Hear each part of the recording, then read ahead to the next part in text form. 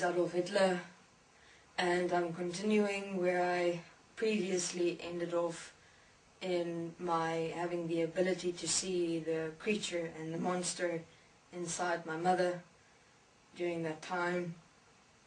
Now, the moment I spoke to the creature, the monster, saying to it, well, my mother was screaming at me because I said the word she does not love me, that she does not understand the meaning of love, and I said to it, you're not my mother. How dare you speak the word love? Ever since then, these creatures, these monsters, realized I had the ability to see them. And I did not only view such creatures inside my mother, but I also, when I went on my regular walks, view them in people, in many people. And the only place that I had the ability to see them is when I looked into the people's eyes.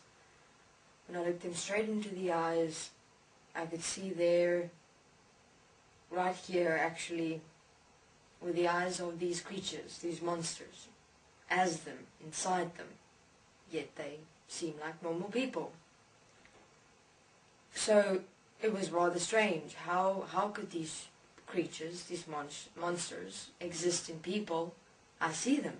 They are these people, but these people seem normal. There doesn't seem to be anything wrong, you know. I mean, if you look at people in your world, they seem normal. You know, the picture's normal, the words are normal, the behavior is normal. But I see these creatures. So, what are their influences, was my question. What are they doing here? Why are they here? And why am I able to see them, and why isn't anyone else able to see them? Clearly, no one else is able to see them, because otherwise I would have heard something in the lines of, did you see those creatures inside human beings? Or, did you see those monsters inside human beings? Or maybe I'm the one that's left out, you know, went into my mind.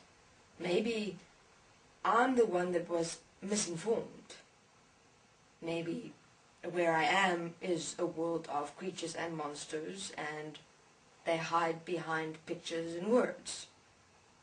That's what it really looked like.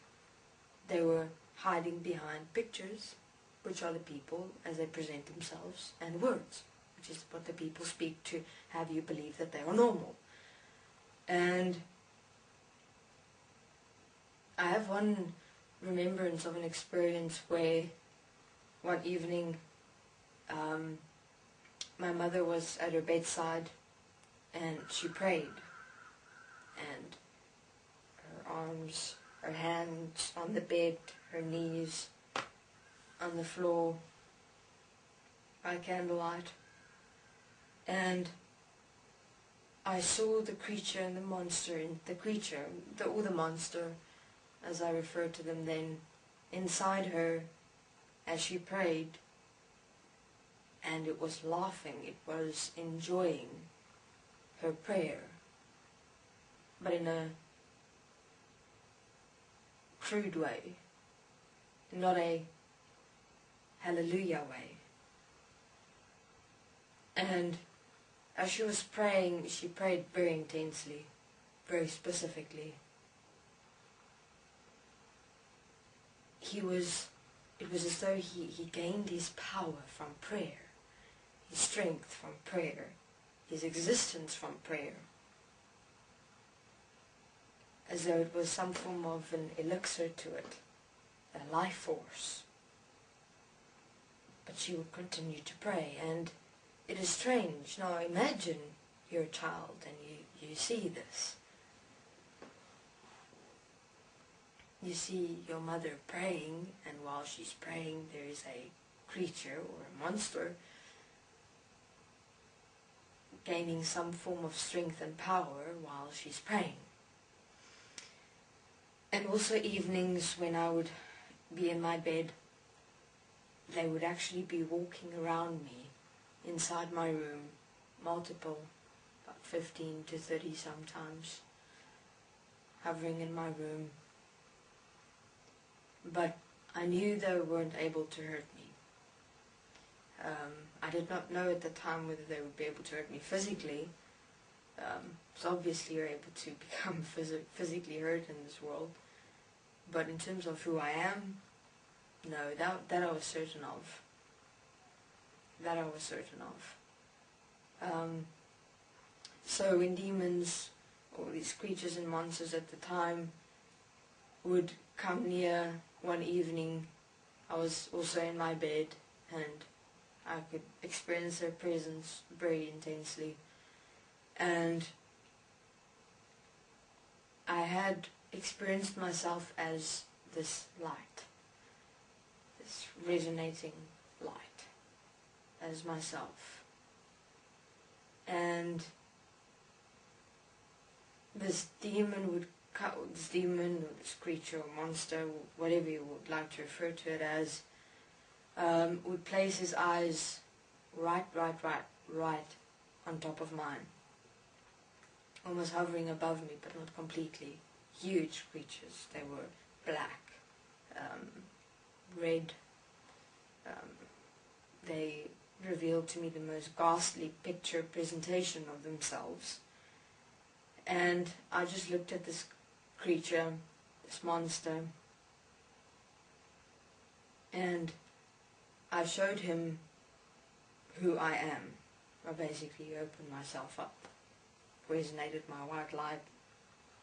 It was not, I experienced myself, it was as a white light resonating, but it wasn't a white light, it was me. And resonated it through the entire room almost, and they started running away. These creatures, these monsters. And that's how I walked through my day. And now, by this time, I could see these creatures and these monsters everywhere. Inside people, even children, friends.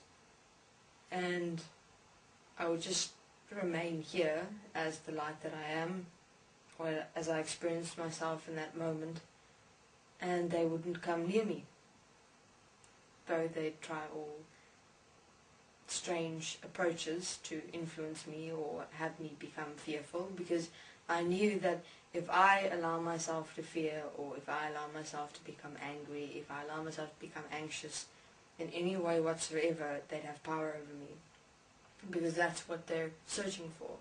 They require fear, anger, anxiety, even love in the definition of what human beings believe it to be, joy to the definition of what human beings believe it to be, to gain power and strength. And that's what I observed during that time, and I realized I'm alone, because I couldn't find anyone that was the same as me, that looked the same as me.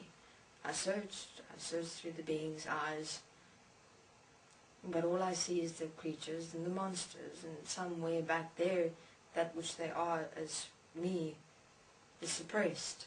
It's not here. So this is Adolf Hitler. I'll continue in my next interview, where I'll be explaining where did I go from there exactly as this child. Thank you very much.